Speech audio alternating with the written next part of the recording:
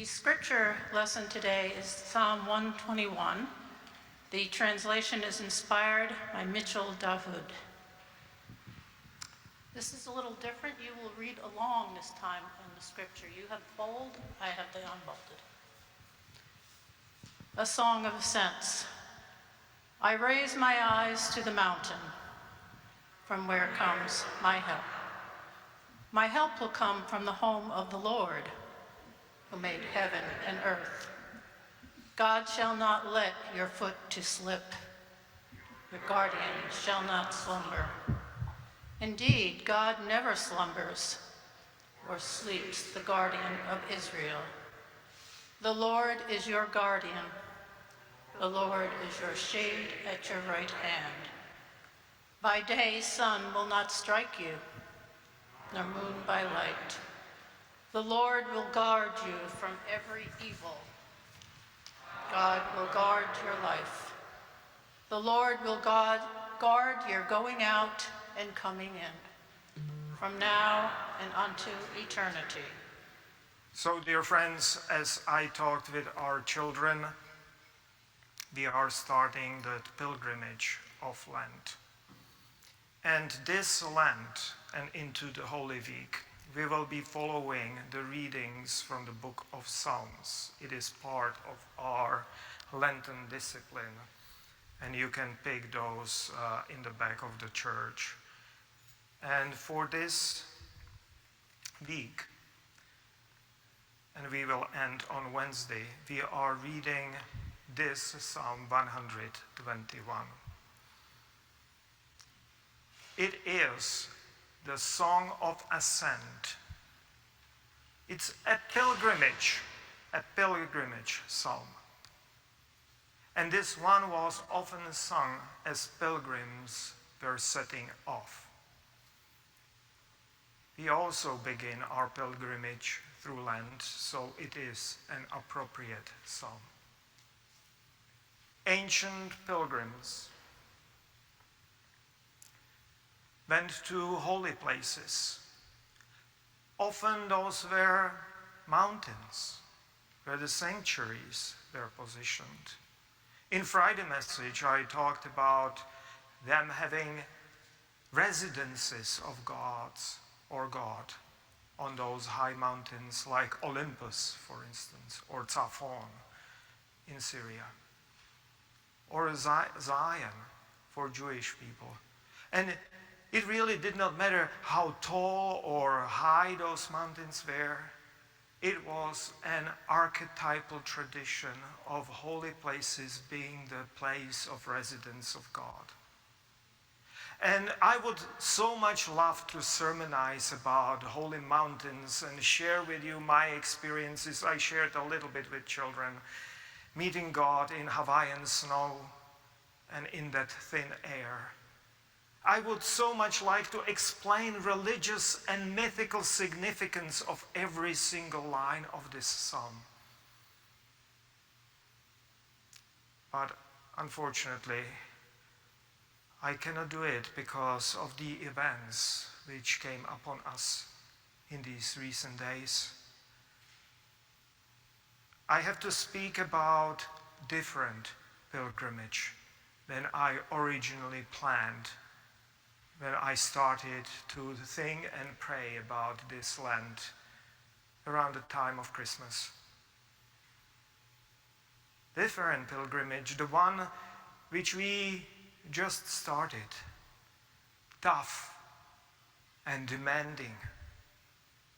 In Hebrew, pilgrimage is a journey up, always up. The ascent. It is also, at the same time, God's invitation, God's urging to higher grounds, and promise of accompaniment, yes, lifting our eyes, as it is right at the beginning of our psalm, and having them opened to broader horizons from the summits of the mountains. And here I translated, I don't know whether you noticed, I don't know how well you know this psalm, In most of the Bibles, it is translated as I lift my eyes to the mountains, plural. I intentionally translate it with singular, because for me it is a metonymy for God.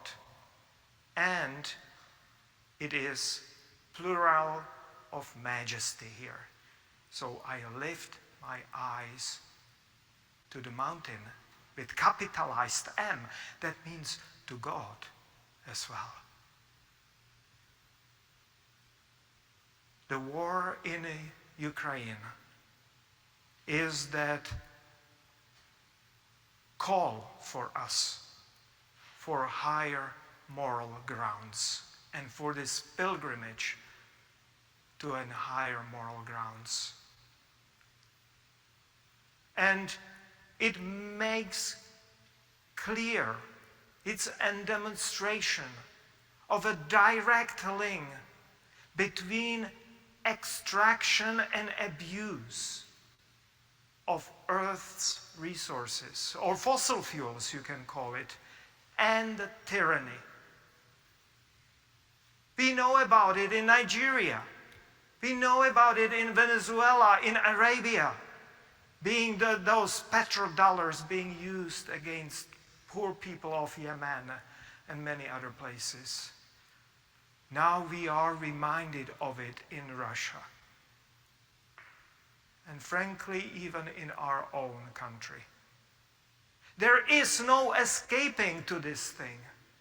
Violent and unchecked exploitation of earth, extraction of resources. Most visibly, of course, fossil fuels.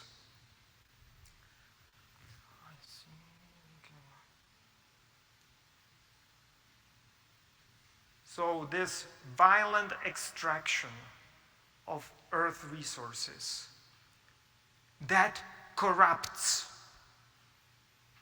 It corrupts everyone. It corrupts producers, it corrupts processors, and it corrupts consumers. Us. This has to be a wake-up call for all of us. Fossil fuels slowly poison not only air, it upsets our climate, empowers corrupt politicians, attacks international peace. We should be prepared for sacrifices in higher cost of petrol and energy, in inflation. Divesting from fossil fuels is important, and I am so thankful that our church did that. Going renewable is important. And then there are things which we can do ourselves. For instance, in our neighborhoods, we have Lukoil gas stations. Do you know that they are owned by the Russian oligarchs? And they are pumping money directly to the pockets which are financing this war right now.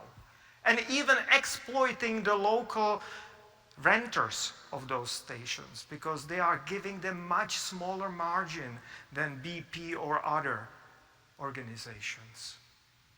So, no bloody oil is our cry. But the war in Ukraine confirms the destructive and corrosive power of lies.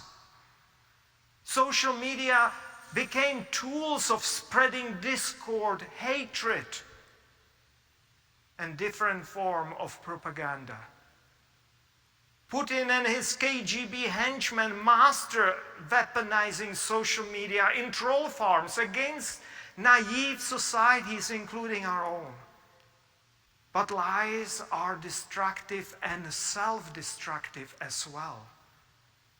In the war against Ukraine, you can see the result. They lied so much that they started to believe their own lies.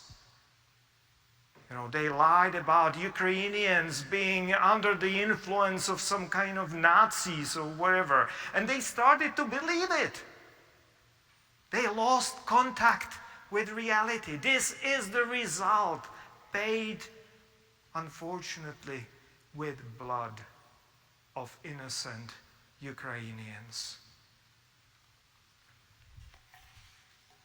The Bible warns against lying lips and deceitful tongues. And I think that here we need to translate that or modernize it into Bible warning us against fake accounts and troll farms. And now with the entire world united by extreme danger, their dark troll farms cannot cope, if you know this. And so they started to ban Facebook and Twitter in Russia. They cannot cope with that because we united. But we must remember and be with Francis Huygens, demanding that social media stop lying for profit. No lies for profit. But there is also a religious dimension to all of that. It is called white Christian nationalism. We know it here, and you heard that from me before. But believe me, it is even more militant in Russia. Russian Orthodox Church, which was struck by inferiority complex after long times of persecution under communism, was offered Satan's bargain. Putin offered resources, money, influence, attention, media, only if they will support him and his xenophobic, intolerant nationalism. And many were happy to oblige. That happened before in Serbia under Milosevic and in Deutsche Christian in 1930s in Germany. Now Russian nationalism completely perverted history of Orthodox Church and is providing religious justification for war against Ukraine, saying that they are not nation, that they don't have history, that they belong under Russia. Yes, because that's where it started, not the other way around. It is more complex. And the other thing is there is a church in union with Rome there. So Ukrainians were always looking westward, at least the last 4 centuries. It is not true that they belong to the east. White Christian nationalism is dangerous everywhere. It is dangerous in Russia. And now you know partly why that is so popular in certain circles in our own nation over here. You heard them chanting Putin's name after he started this bloody war. It's scary. Christian nationalism indeed leads to wars. Let it be a wake-up call for us. We must say no to this perversion of Christian faith. No to this heresy. And war in Ukraine demonstrates moral depravity of war in general. It is true that the Russians and the Ukrainians are like siblings or maybe like cousins. Now the imperialist Kremlin is forcing them then to fratricide, killing of brothers. Conscripts, soldiers as young as 19 are sent to war under false pretexts against their cousins and sometimes literally cousins. Unavoidably, it leads to a low morale, sabotage of their own weapons, desertions, surrendering. And friends, I can relate personally, and I would like to share it with you. I grew up on the other side of the Iron Curtain. And it was understood that I would be part of that socialist or communist Czechoslovak army. And so from my high school, I was constantly simulating illness, not to be conscripted, and sent by the Russian occupiers. Yes, my country at that time was occupied by the same Russians, or imperialist Russians. Sent to the border with West Germany with a gun, and through that gun facing American boys or German boys. And I was perplexed and thinking, what would I do? I did not want to do that. But in that situation, you are part of that evil machinery which is trying to force you to do wrong things. So I can relate. And so I am so thankful for our giving network of helping, and we will hear more about it with refugee crisis, but also our resistance bureau.